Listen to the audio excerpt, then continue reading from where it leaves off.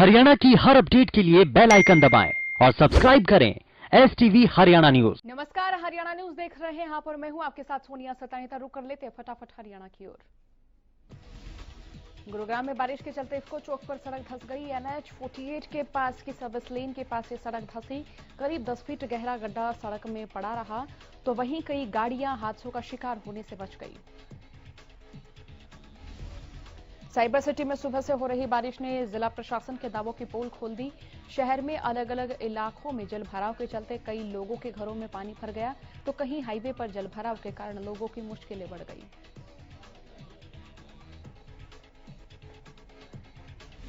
भारी बारिश के बाद गुरुग्राम का हाल बेहाल हो गया। लोगों ने सड़कों पर नाव चलाई। गुरुग्राम के सेक्टर 27 और 28 की सड़कों पर लोगों ने नाव चलाई। स्मार्ट सिटी फरीदाबाद में पिछले 48 घंटों से हो रही बारिश के चलते बाढ़ जैसे हालात हो गए हैं। जिले की कई सड़कों पर घुटनों तक पानी भर चुका है। बल्लभगढ़ बस स्टैंड तालाब में तब्दील हो चुका है, जिसके चलते यात्रियों को भारी परेशानी का सामना करना पड़ रहा है। रेवाड़ी के बावल शहर में नहर की मिट्टी रह गई और आसपास का क्षेत्र जलमग्न हो गया। बताया जा रहा है कि बारिश की वजह से मिट्टी रह गई और मिट्टी के कटाव के कारण नहर के आसपास का जो एरिया है वो पानी में डूब गया।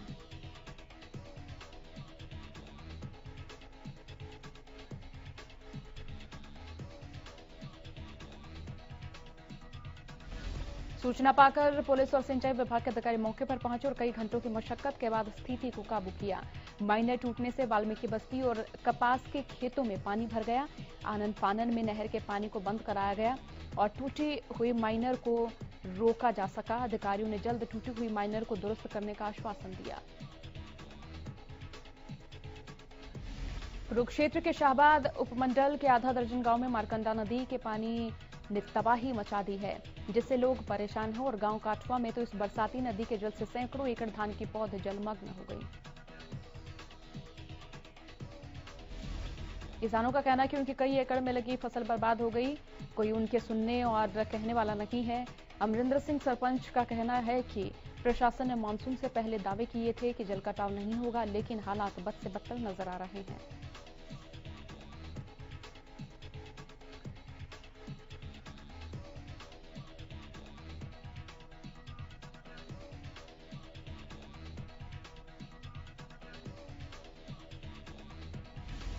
बड़ौदा में होने वाले उपचुनाव को लेकर सियासत तेज होने लगी। नेताओं का कारवां बड़ौदा के गांव का दौरा करने में जुटा हुआ। इनेलो नेता अभय सिंह चौटाला गांव बिचपड़ी पहुंचे, जहां बीजेपी और कांग्रेस पर उन्होंने जमकर निशाना साधा।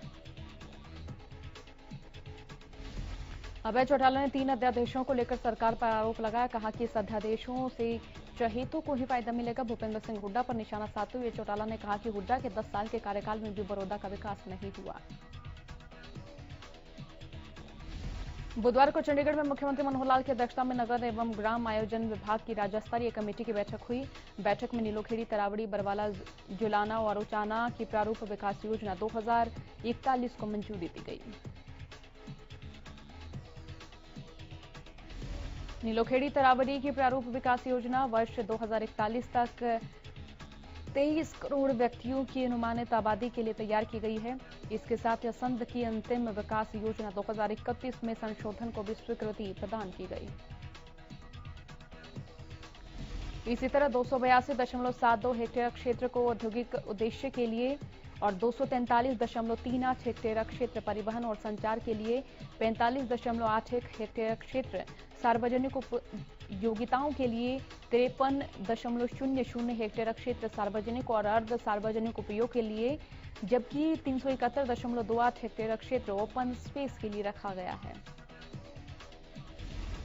फतेहाबाद में कोरोना का कहर जारी है। पिछले 24 घंटे में कोरोना संक्रमण के 28 मामले सामने आए। 24 घंटे में 34 मरीजों ने कोरोना को मात दी, जिसके बाद जिले में कोरोना संक्रमितों की संख्या 601 हो गई और एक्टिव मरीज 140 हैं। और यमुनानगर में कोरोना का कहर जारी है। जिले में एक साथ 88 कोरोना के मामले सामने आए। सीएमओ डॉक्टर विजय दहिया ने बताया कि अब तक 29,773 सैंपल लेकर भेजे हैं और 27,993 सैंपल नेगेटिव आए।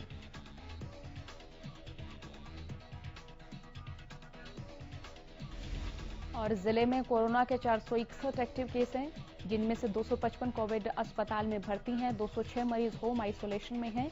इन संक्रमित मरीजों में पुलिस कर्मचारी और स्वास्थ्य विभाग के कर्मचारी शामिल हैं। कोरोना संक्रमण के अब तक जिले में कुल 953 मामले सामने आए।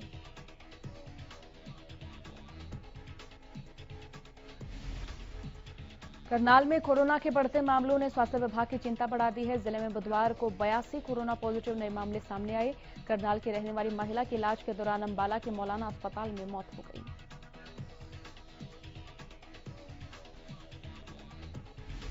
जिले में मौत का आंकड़ा बढ़ता ही जा रहा है। सभी पॉजिटिव मामले जिले के अलग अलग क्षेत्र से जुड़े हुए हैं। स्वास्थ्य विभाग की टीमें सभी मरीजों की ट्रैवल हिस्ट्री जानने में जुटी हुई हैं।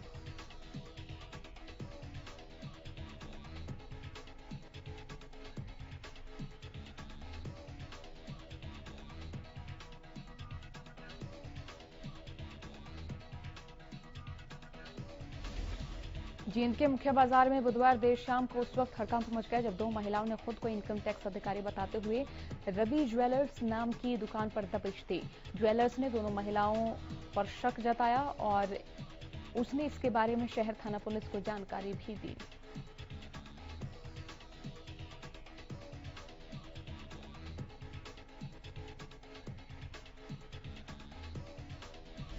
सूचना मिलने पर पुलिस मौके पर पहुंची और दोनों महिलाओं को पूछताछ के लिए शहर थाना लेकर आई। पुलिस ने उनकी जानकारी जुटाई तो सामने आया कि महिलाएं फर्जी इनकम टैक्स ऑफिसर हैं। पुलिस ने कार्रवाई करते हुए दोनों महिलाओं को हिरासत में लिया।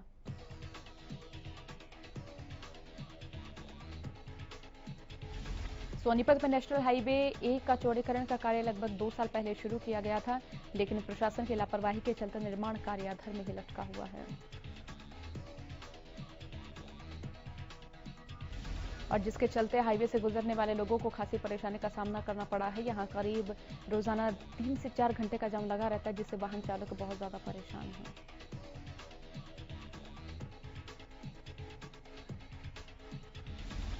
कोरोना काल में अनलॉक के बाद लोगों की लापरवाही सरकार और पुलिस पर भारी पड़ रही है।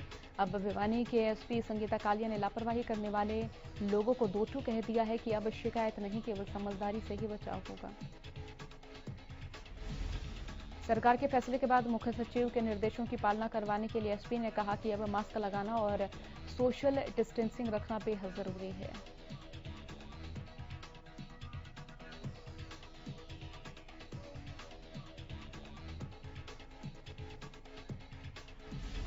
गोहाना के रहने वाले आकाश मेहता ने छोटी सी उम्र में विश्व बैंक में मैनेजर की नौकरी पाकर कस्बे का नाम, प्रदेश और देश का नाम रोशन किया है। अशोक मेहता द्वारा विश्व बैंक में मैनेजर की नियुक्ति मिलने के बाद उसके घर लोगों का बधाई देने के लिए तांता लगाया है।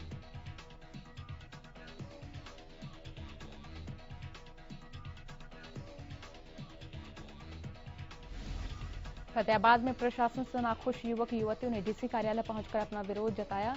उन्होंने कहा कि सक्षम योजना के तहत युवक और युवतियों को नौकरी दी जानी थी, लेकिन ये सिर्फ हवा में ही रह गई।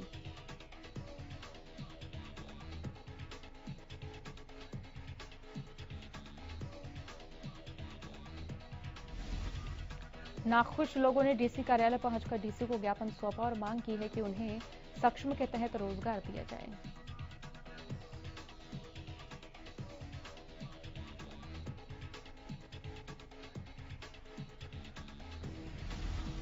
तो वही बताया जा रहा है कि इन्हें पहले रोजगार दिया गया, लेकिन बाद में कोरोना महामारी का बहाना बनाकर सक्षम युवाओं को विभिन्न विभागों से निकाल दिया।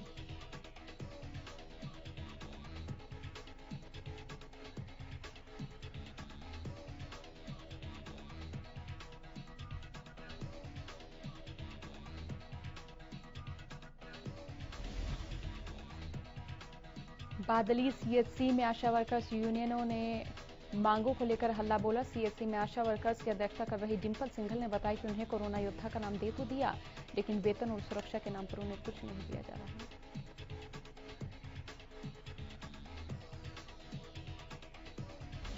उन्होंने अपनी मांगों के संदर्भ में बताया कि सरकार की घोषणा के बाद अब तक उन्हें स्मार्टफोन भी उपलब्ध नहीं करवाए गए, जबकि काम का बोझ निरंतर बढ़ता जा रहा है। उन्होंने कहा कि कोरोना काल में भी अपनी सेवाएं उन्होंने पूरी दी हैं।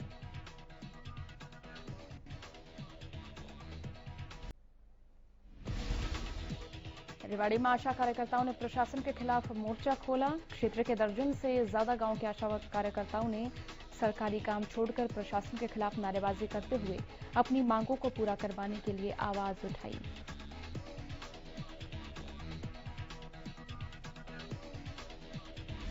आशा कार्यकर्ताओं ने बताया कि उन्होंने कोरोना के दौरान पूरा काम किया, लेकिन अब तक उनकी कोई बूझ नहीं हो रही।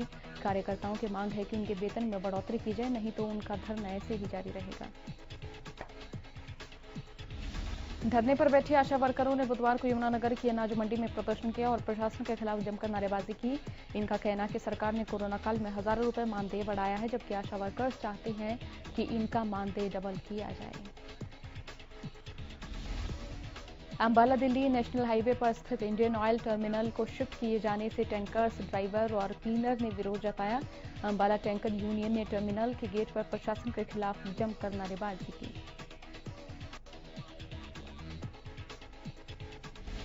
महेंद्रगढ़ के गांव देवास में शिक्षक की नहर में कूदकर आत्महत्या मामले में पुलिस ने सुसाइड नोट के आधार पर स्कूल की मुख्य अध्यापिका के खिलाफ मामला दर्ज किया है। पुलिस को सूचना मिली थी कि एक शख्स नहर में कूद गया है। पुलिस ने मौके पर पहुंचकर गोताखोरों की सहायता से शख्स की तलाश शुरू की, लेकिन तेज बहाव के चलते शख्स नहीं मिला। पुलिस को बाद में डोरोली पंप हाउस के पास से शख्स का शव मिला था, जिसकी पहचान राकेश कुमार के तौर पर हुई, जो गांव देवास में एक शिक्षक था।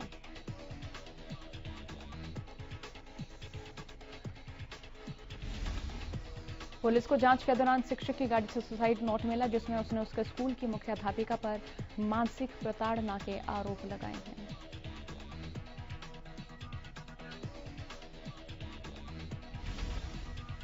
पुलिस ने मृतक के परिजन की शिकायत के आधार पर स्कूल की मुख्य अध्यापिका के खिलाफ मामला दर्ज किया और आगे की जांच शुरू कर दी है।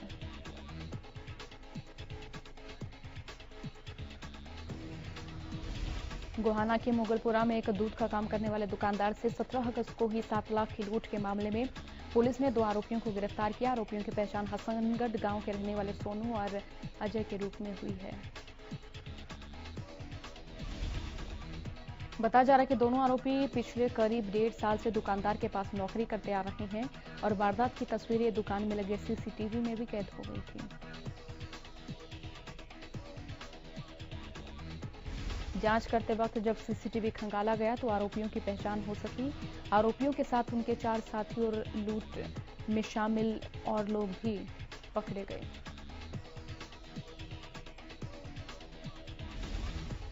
प्रदेश में नशे का कारोबार रुकने का नाम नहीं ले रहा। नशे को रोकने के लिए पुलिस और प्रशासन लगातार अपने स्तर पर हर मुमकिन कोशिश करता नजर आ रहा है और बावजूद इसके नशा व्यापारी धड़ल्ले से अपने मंसूबों को अंजाम दे रहे हैं। हिसार में पुलिस के लिए हाथ बड़ी कामयाबी लगी है। पुलिस ने क्विंटल 40 किलो गांजा सहित ड्राइवर को गिरफ्तार किया। वहीं बात जुलाना की करें तो पुलिस ने नेशनल हाईवे 352 पर गुप्त सूचना के आधार पर छापेमारी कर एक ट्रक से 270 किलो गांजा पत्ती बरामद की। पुलिस ने कार्रवाई के दौरान 2 तस्करों को भी गिरफ्तार किया।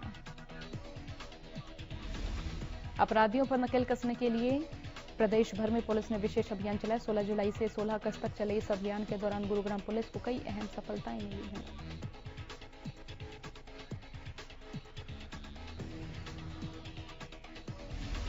रोहतक की अपराध शाखा पुलिस को बड़ी कामयाबी मिली है। पुलिस ने 4 नशा तस्करों को गिरफ्तार किया, जिनके पास से 1 किलो 400 ग्राम स्मैक, 1 लाख रुपए कैश और 2 कारें बरामद की। बादल में बिजली का करंट लगने से किसान की मौत हो गई। किसान खेतों में फसल देखने के लिए किसान की पहचान पेलप्पा गांव निवासी के तौर पर हुई। सूचना मिलने पर पुलिस भी अस्पताल पहुंची और शव का पोस्टमार्टम करा परिजनों को सौंप दिया। यमुनानगर में कलेसर रोड पर एक हाथी का रौद्र रूप देखने को मिला। हाथी को गुस्से में देखकर एक बाइक सवार अपनी बाइक छोड़कर भाग गया। हाथी ने अपना गुस्सा इसके बाद बाइक पर निकाला और हाथी की कारस्तानी देखकर इलाके में जाम लग गया। लोग वहीं खड़े होकर वीडियो बनाने लगे। बाद में जैसे ही हाथी जंगल में वापस घुसा तो वहां पर खड़े ट्रैफिक की आवाजाही होने लगी। वहीं बाइक सवार युवक ने हाथी के जाने के बाद अपनी बाइक उठाई। राह चलते लोगों ने इस वीडियो को अपने मोबाइल में कैद किया और सोशल मीडिया पर वायरल कर दिया। बुलेटिन में फिलहाल के लिए इतना ही। बने रहिए हरियाणा न्यूज के साथ। नमस्कार।